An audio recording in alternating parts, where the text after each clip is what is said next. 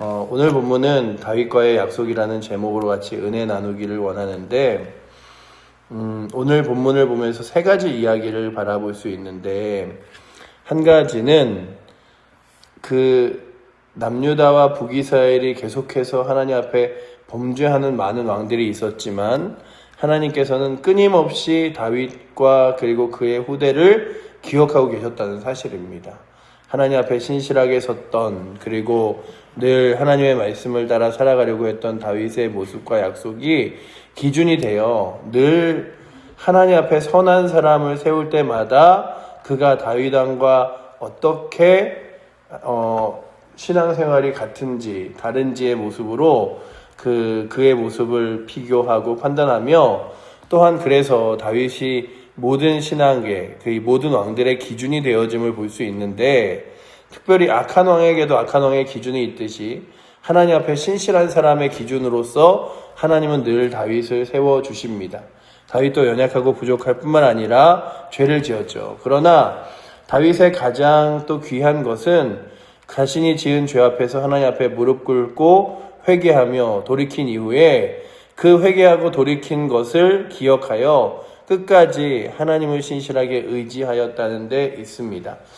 오늘부터 이제 저희가, 오늘부터 보는 건 아니죠. 계속 열왕기상을 보면서 저희가 이제 24 왕씩의 남유다와 북이스라엘의 12명씩의 왕을 봅니다. 그래서 24명의 왕인데, 이 역사를 계속해서 기록하는 과정 가운데 어떻게 기록하냐 하면, 북이스라엘의 왕을 기록할 때는 남유다의 왕의 시절을 기록해 놓으면서 남유다 왕 몇 년째에 북이스라엘 왕 몇 년, 그리고 북이스라엘의 왕을 기록할 때는 남유다 왕 몇 년째 북이스라엘, 이렇게 서로를 비교해가며 계속해서 기록하는데, 오늘 보시면 느밧의 아들 여로보암의 왕 18째 해에 라고 되어 있는 말씀에서 그 18째 해의 왕이 되었던 이 왕이 아비암이 그가 여로보암 세대와 물려 있음을 보여주면서 그 물려있는 세대에서 함께 흘러가는데, 이 여로보암은 20회를 왕이 되었으니까 이제 걸어가는 그 모습 가운데서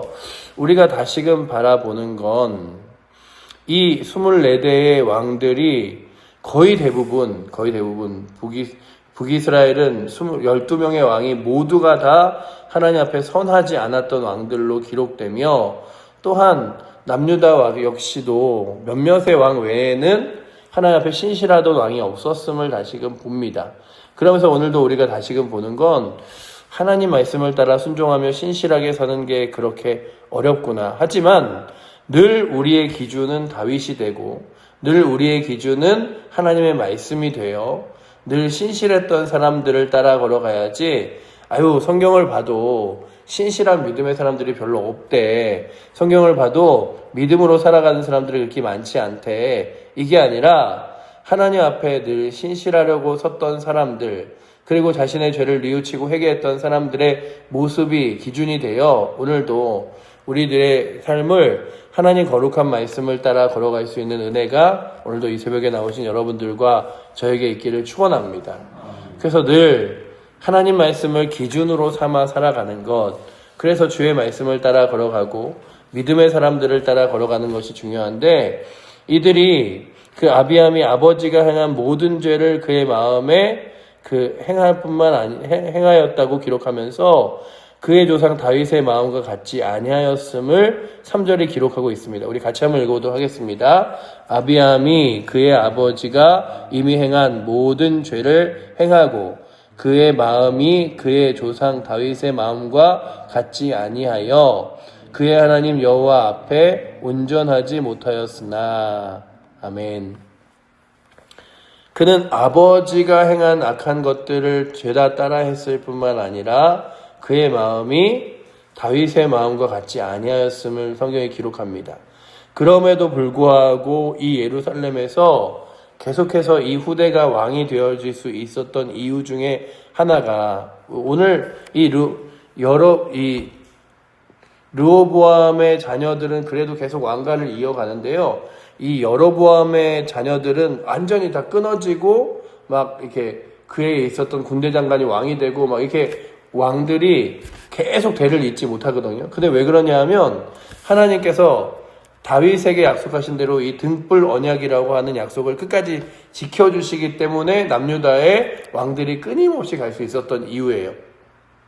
그러니 오늘도 우리가 다시금 바라보는 건 주님과 하나님이 약속하신 그 약속을 주님이 신실하게 끝까지 지켜주시듯이 오늘도 우리가 주 앞에 설 때마다 그 약속받은 자녀로서 날마다 신실하게 주의 말씀 앞에 서게 하여 주시고, 또한 하나님이 다윗을 기억하며 그 이후에도 그 약속을 따라 걸어갔던 것처럼 우리가 주 예수 그리스도의 거룩한 보혈과 십자가의 은혜와 부활하심으로 인하여 하나님의 자녀로서의 삶을 살아갑니다. 또한 그렇게 살아가는 삶이 끊임없이 이어질 것을 알기에 주님, 저희 앞에서 늘 예수 그리스도의 보혈로 우리의 다음 세대가 세워지게 해달라고 기도하는 은혜가 있기를 축원합니다. 우리 스스로도 늘 업다운이 많고요. 때로는 내 신앙을 바라볼 때마다 믿음의 사람들과 바라보며 너무나 멀리 떨어질 때도 많은 것 같아요. 그러나 그럼에도 불구하고 늘 믿음으로 설 수 있는 이유 중에 하나는 우리의 능력이 아니라 내가 예수를 잘 믿어서 너도 예수를 잘 믿을 수 있을 거야가 아니라 예수 그리스도께서 우리를 위하여 십자가를 지심으로 모든 믿는 자의 구원자가 되셨으니 너도 내가 주를 따라가는 그 믿음 바라보는 것처럼 주님 바라봐라 라고 하면서 예수 그리스도를 소개할 수 있는 거죠. 그래서 어떤 세대든 간에 주 예수 그리스도의 만남이 있었던 세대는, 그리고 예수 그리스도와 동행했던 자들은 하나님의 거룩한 구원 안에 서게 됨을 바라봅니다. 오늘도 우리의 교회가 눈물과 기도함으로 세워져 있던 사람들의 간절한 헌신들이 있었죠. 그러나 이 교회의 머리는 주 예수 그리스도가 되셔서 주께서 이 교회를 때로는 다스리시고 인도하시고 이끌어 주실 줄 믿습니다.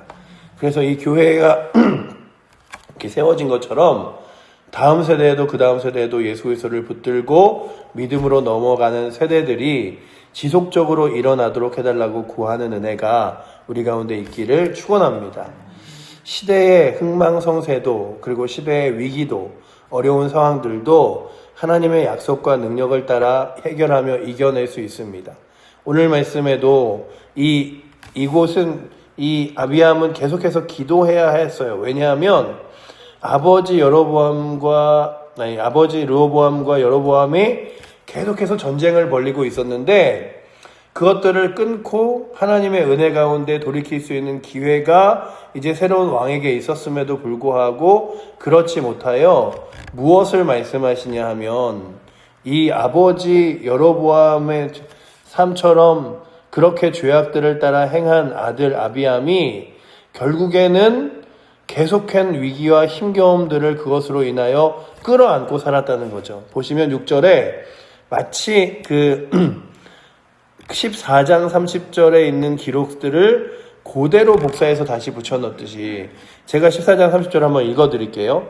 르호보암과 여로보암 사이에 항상 전쟁이 있으니라 라고 기록되어 있는 말씀이 그냥 그대로 기록되어 있듯이 6절에 이렇게 뭐라고 써있냐면 15장 6절에 르호보암과 여로보암 사이에 사는 날 동안에 전쟁이 있었더니, 그 뒤에 7절에 보면 그 전쟁이 그로 인하여 믿음의 사람들로 인하여 끊어지지 않고 지속되었음을 기록하고 있습니다. 우리 7절 말씀 한번 같이 읽어보도록 하겠습니다. 아비암과 여로보암 사이에도 전쟁이 있으니라. 아비암의 남은 사적과 그 행한 모든 일은 유다왕 역대지락에 기록되지 아니하였느냐.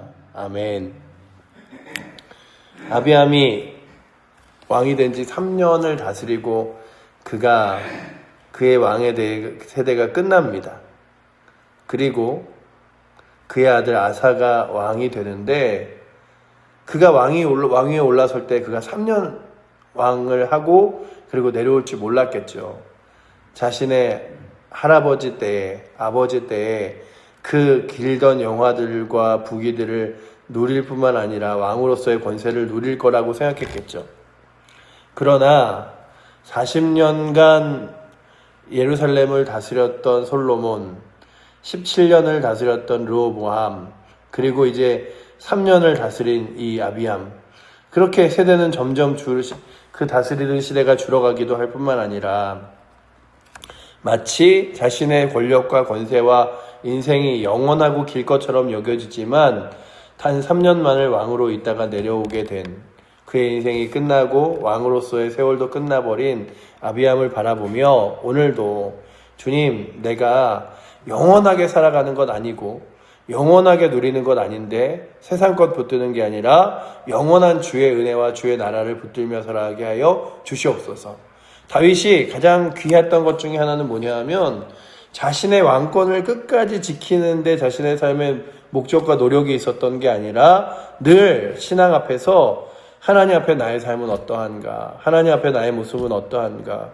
그래서 때로는 책망할 때, 나단 선지자 같은 선지자들이 책망할 때에 그 말씀을 듣고 회개하여 돌이키기도 하고 또한 늘 하나님 말씀대로 살려고 기도하기도 하며 그렇게 신실하게 살아왔음을 바라보죠. 얼마나 귀했으면 하나님이 그에게 이렇게 기록하잖아요.